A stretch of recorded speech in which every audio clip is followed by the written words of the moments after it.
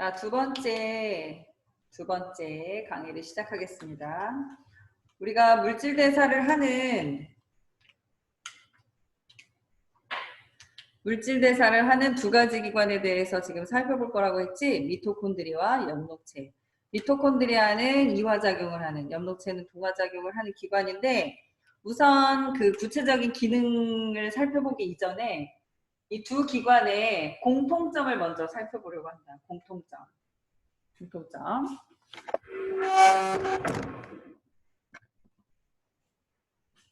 자, 여러분, 이 미토콘드리아랑 엽록체의 공통점은 무엇이 있는가? 일단 공통점을 이야기하는 그 출발점을 먼저 생각을 해보면, 일단 두 가지 기관은 엽록체나 미토콘드리아나 지금 진핵세포 생물의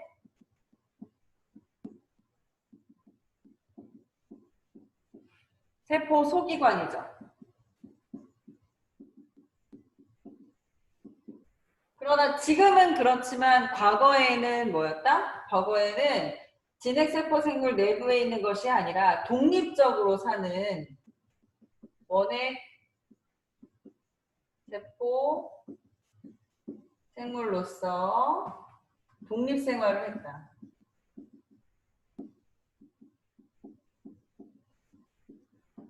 그러니까 원핵세포 생물로서 독립생활을 하다가 진핵세포 안으로 들어가서 공생하게 되는 거예요. 공생. 지금의 모습으로 진화한 거지. 그래서 과거에 원핵세포 생물로 독립적으로 살았던 생물이 안으로 들어왔기 때문에 그 흔적이 남아있어요. 원핵세포 생물로서의 세포막, 또 그 안에 원핵이니까 핵은 없잖아. 그치? 핵은 없지만 유전물질은 있단 말이야. 그래서 유전물질이 돌아다니고 있고 그 안에 또 여러 가지 세포소기관은 없지만 단백질을 생성하는 리보솜이라고 하는 세포소기관을 가지고 있거든. 원핵세포 생물도. 그래서 엽록체와 미토콘드리아는 과거에 무엇이었는가? 엽록체는 어떤 독립생활을 진짜 독립생활을 했었네. 광합성을 했던 세균이었거든. 그래서 광합성 세균.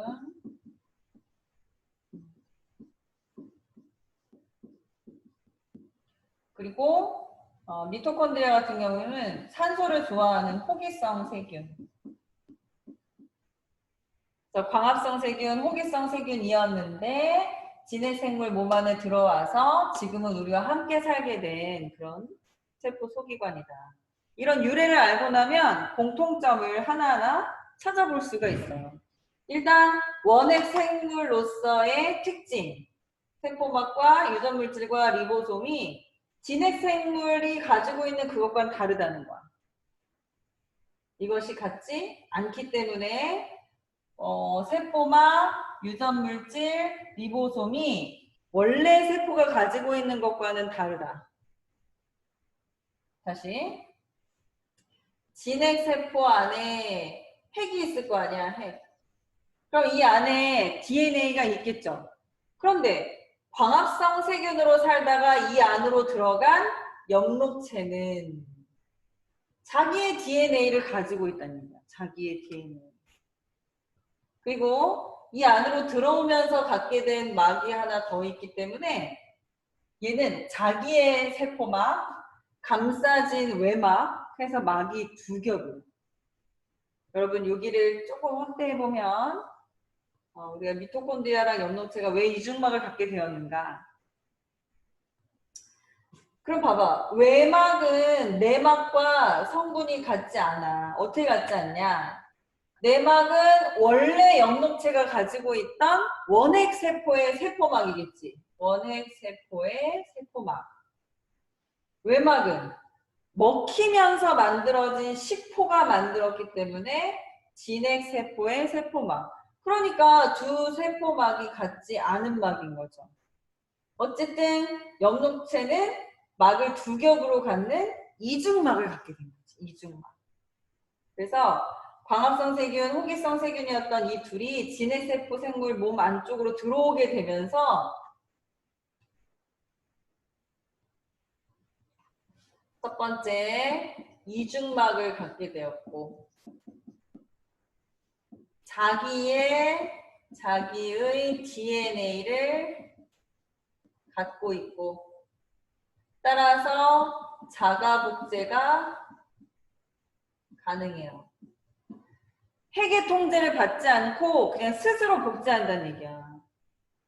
내가 운동을 막 하면 미토콘드리아가 막 복제해서 늘어나고 햇빛이 세지면 식물의 잎에서 알아서 엽록체가 막 복제돼요. 핵의 통제를 받지 않고 자기 스스로 복제해서 증식을 시키는 이런 기능을 가지고 있다.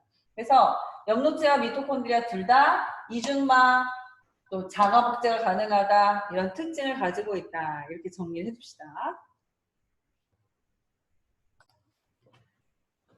자, 그래서 그림을 보면 엽록체도 이중막, 미토콘드리아도 이중막. 자, 퀴즈.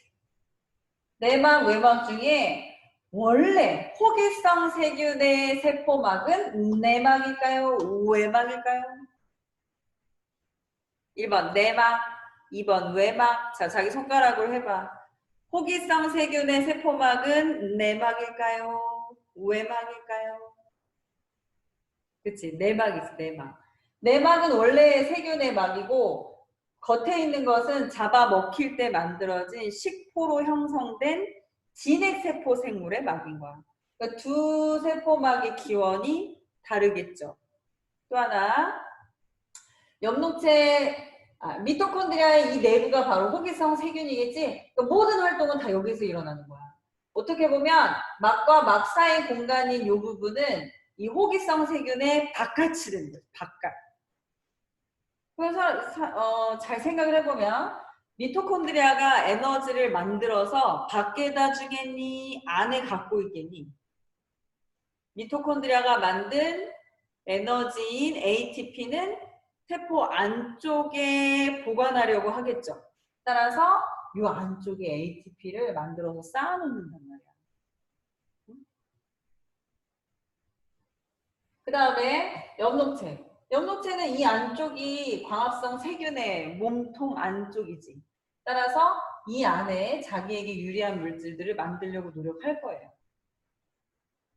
자, 그러면 하나하나 그 세포 소기관의 내부와 기능을 살펴보도록 하자.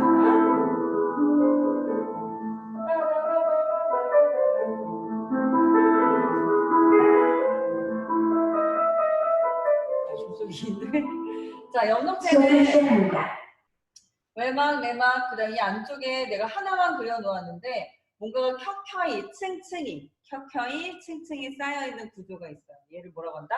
그라나. 써볼게. 그라나. 바로 요 덩어리를 말하는 거야. 그라나. 그라나가 없는, 그라나를 제외한 이 내부를 스트로마.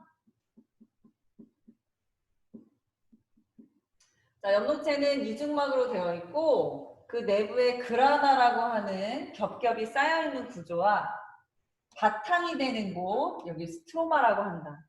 여러분, 스트로마는 바탕, 우리가 바탕이라는 의미로 기질이라고 그래요. 기질, 뭔가 매질, 기질, 바탕 그런 의미예요. 스트로마. 그라나가 막 쌓여있고 그 주변 모든 것을 다 스트로마라고 해.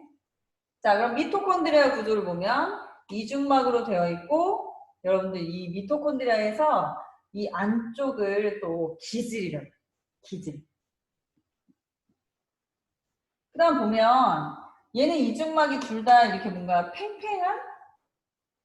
팽팽한이라고 하는 게 맞나? 주름이 없죠. 그런데 미토콘드리아는 보면 내가 이거 굉장히 단순화시킨 거야. 원래대로 하면 주름이 막 상당해요. 이렇게 돼 있거든.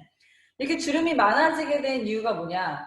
미토콘드리아는 에너지를 만드는 세포 소기관인데 에너지를 만드는 공장이 어디에 있냐면 바로 이 내막에 있어요. 여기. 이 내막에 에너지를 만드는 공장. 그럼 여러분 생각해봐. 공장을 많이 지어야 에너지를 많이 만들 수 있겠지. 그럼 공장을 지으려면 공장 부지, 땅이 필요하잖아요. 그래서 그 공장 부지를 늘리는 거야. 얘를 이렇게 겹겹이 해가지고 공장 부지를 늘렸다 생각하면 돼요. 그러니까 이 내막 안에 내막에 에너지를 만드는 공장을 세우기 위해서 내막을 아주 많이 주름을 형성시켜서 공장의 수를 늘린 거지. 그지? 우리가 이렇게 주름이 잡힌 구조, 이 내막의 주름 구조를 크리스타라고 해요. 크리스타, 내막, 주름. 이거 뭐라고 한다고? 크리스타.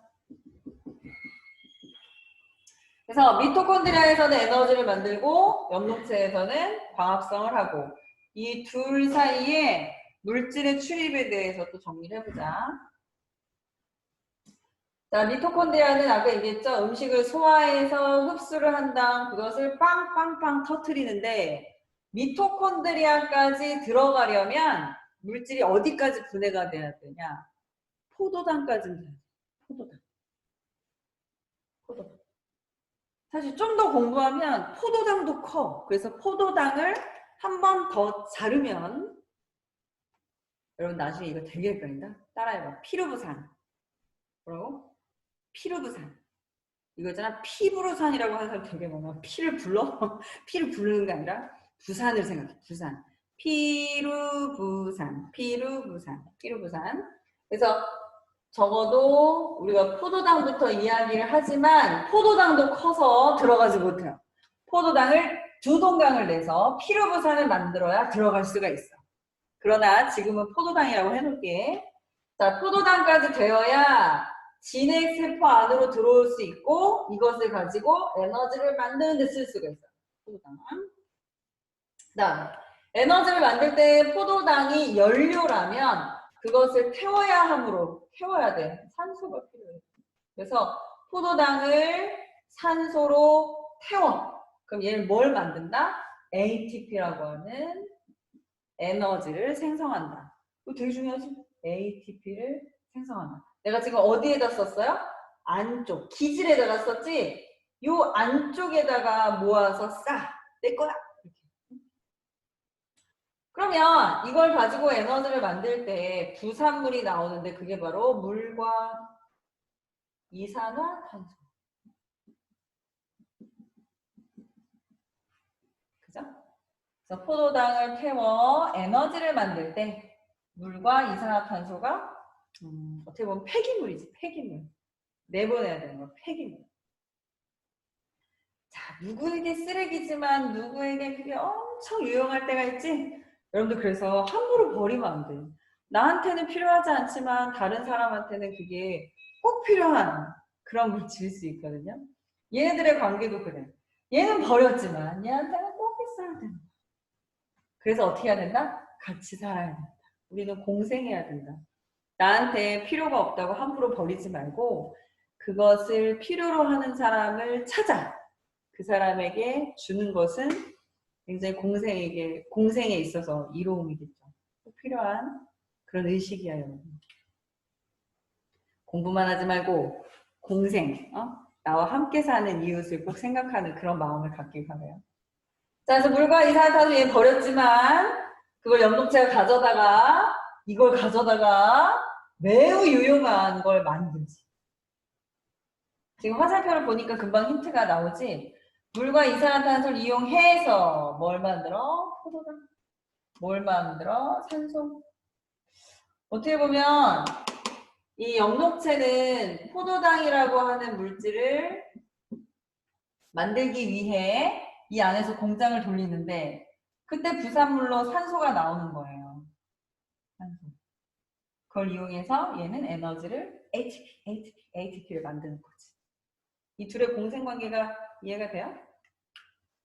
자, 내가 물을 위에다 쓴 이유는 예전에 엽록체 기능 이야기할 때 엽록체가 빛을 받으면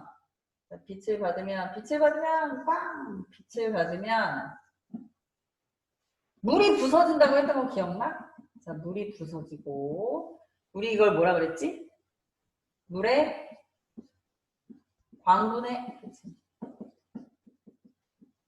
물의 광분해가 일어나고, 자, 물이 분해되면 뭐가 되는 거예요? H2O. 수소와 산소로 분해될 것 같은 그런 느낌이 있잖아, 그치? 그때 물의 광분해로 방출된 산소가 이렇게 나가는 거야. 물이 분해되면서 산소가 나가는 거야. 그래서 햇빛이 쨍쨍한 날 물의 광분해, 빛이 있는 낮에 산소가 많이 나오는 거지. 산속에 들어갔을 때 산소를 마시고 싶어. 낮에 가야 되는 거야, 낮에. 밤에 가면 정말 안 일어나요. 산소가 없어. 오히려 나랑 산소를 서로 먹기 위해서 나무랑 나랑 싸우게 된다. 자, 그러면 산소만 나왔어. 이제 폐기물 안 쓰는 거야. 그러면 물을 방분했을 때 이제 수소가 남잖아요. 그 수소를 그라나에서 스트로마로 주는 거예요. 그리고 스트로마로 수소를 가지고 갈 운반체가 필요하지. 혹시 여러분 또 복습해보자. 수소를 떼어내는 효소를 뭐라고 했다? 탈수소 요소. 그죠? 자, 무언가를 떼어냈어. 탈수소 요소. 그럼 탈수소 요소는 기질이 뭐겠어요? 물에 붙어있는 수소를 떼어내는 효소가 탈수소 요소야. 그러면 그 주효소인 탈수소 요소에는 조효소가 붙어있는데 그 조효소는 탈수소 요소가 떼어내온 수소를 아싸 가지고 이동해. 운반차. 그라나에서 탈수소 요소가 떨어뜨려준 그 수소를 가지고 운반하는 애가 누구냐. 내가 꼭 기억하라고 그랬는데 NADP? 뭐라고? NADP. NADP라고 하는 조효소가 수소를 가지고 이동하는 거예요. 어디로? 스트로마로. 그럼 스트로마에서는 이산화탄소와 요 수소를 이용해서 공장을 막 돌려요. 공장을 막 돌려. 그 공장을 돌리면 포도당이라고 하는 아주 달콤한 생산물이 만들어져요.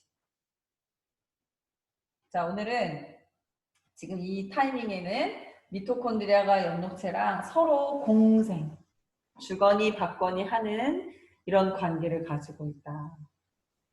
이렇게 이해하면 되겠고,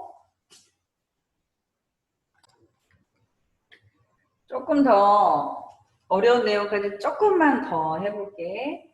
여기서 포도당을 만드는 공장을 돌릴 때 수소만 필요한 건 아니에요. 여기에 ATP도 필요해. 그래서 ATP가 함께 가는데, 선생님, 엽록체도 ATP를 만드나요? 만들어요. 미토콘드리아에서 ATP를 만드는 것과 비슷한 방법으로 만들어요. 근데 이 엽록체는 ATP를 만드는 게 목적은 아니지. ATP를 이용해서 포도당을 만드는 게 목적이고 얘는 ATP를 만드는 게 최종적인 목적이에요. ATP를 만들어서 스트로마에 제공을 해주면 이 공장이 돌아가는 거야. 그럼 봐봐. ATP를 만드는 장소가 어디냐? 바로 그라나. 그리고 이 그라나에서 빛을 이용해서 ATP를 만들거든. 그래서 그걸 광인산화라고. 광인산화. 잠깐만요. 써볼게요. 광인산화. 여러분 여기서 인산화 요걸 좀 알아둘 필요가 있는데 인산화라고 하는 것은 ATP를 생성하는 반응이라는 말이고 이걸 식으로 쓰게 되면 ADP에 인산을 붙이는 화학 반응이다. 그런데 여기 앞에 광자가 붙었다는 얘기는 그 붙일 때 에너지가 필요한데 그 에너지를 빛을 통해 받았다 그런 말이겠죠. 광인산화.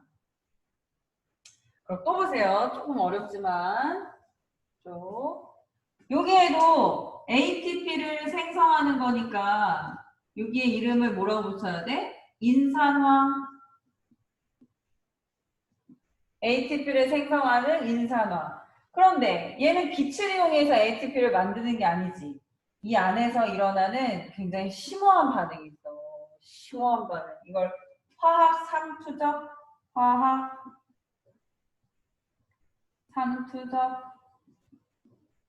인산화. 우리 삼투 배웠죠?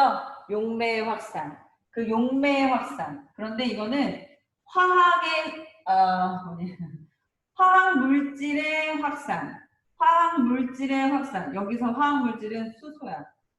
수소 이온의 확산을 이용하여 ATP를 만드는 과정인데, 수소 이온의 확산을 이용해서 ATP를 만드는 이 과정은 사실은 광인산화 안에도 있어. 양이 좀 달라서 그렇지 둘 다 화학 삼투적 인산화. 또 인산화가 하나 더 있는데 이 ATP를 생성하는 이 중간 과정에 있어서 기질 수준의 인산화라는 게 나와. 인산화. 자, 지금 인산화가 세 가지가 나왔다. 기질 수준의 인산화, 화학 삼투적 인산화, 두 번째 광인산화. 기질 수준의 인산화는 인산화를 시키려면 인산이 필요한데 이 인산을 기질에서 떼어오면 기질 수준의 인산화. 그러니까 가장 단순한 수준의 인산화. 자, ATP가 있어. 이걸 인산이라고 해보자. 하나, 둘. 자, 얘는 ATP죠. 하나 더 필요해. 자, 이걸 어디에서 가져왔니? 빛을 이용해서 광인산화. 이거 붙을 때 빛을 이용해서 광인산화. 그런데 막 수소가 쫙쫙 수소가 확산되면서 생긴 에너지로 붙여서 화학 삼투적 인산화. 자, 누가 가지고 있어? 그걸 뺏어왔네? 자, 얘가 기질이야? 야, 이거 줘! 기질 수준의 인산화. 이렇게 인산화, ATP, 하나, 둘, 셋. ATP를 만드는 것을 인산화라고 하는데 이것을 붙일 때 무엇을 활용하느냐에 따라서 기질 수준의 인산화, 화학 삼투적 인산화, 광 인산화. 그럼 이제 여러분 이거 잘 보세요. 이거 어렵지만 잘 봐봐. 화학 삼투적 인산화에서 수소이온이 확산하면 그 에너지를 이용해서 효소가 ATP를 ATP로 결합시킬 수가 있어요. 근데 그 효소가 어떻게 생겼냐면 여러분 지우고 써볼게요. 자, 이렇게 생겼다? 뿅 이렇게. 그 이 주변에는 뭐가 있냐? 인지질이 이렇게 있는 거야. 인지질. 이렇게. 아, 얘는 단백질이구나. 효소구나. 인지질 사이에 있는 단백질이 어떤 역할을 하냐? 인산화 시키는 ATP 합성 효소인 거죠. 얘가 ATP 합성 효소인 거야. 대략 이래요.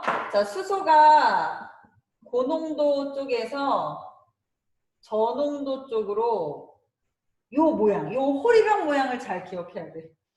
고에서 저로 이렇게 빠져나갈 때 얘가 이크! 놀래. 아이고! 놀래요. 그래서 이 빠져나가는 것에 영향을 받아서 얘가 에너지를 갖게 되고 그 에너지로 얘는 ATP를 만들어낸단 말이에요. ATP랑 막 돌아다니고 있는 인산이랑 ATP를 잡아다가 이크! 이렇게 붙여주는 거지.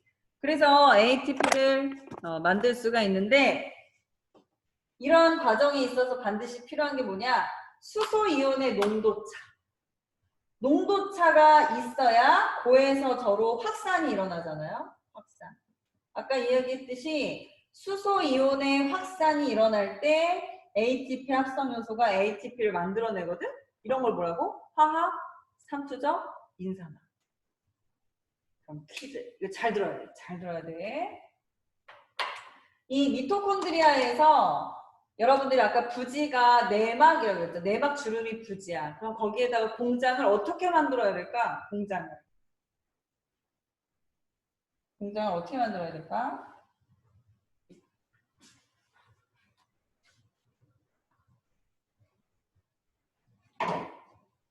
자, 미토콘드리아의 내막이 뭐 이렇게 됐다고 해서 내막 이렇게.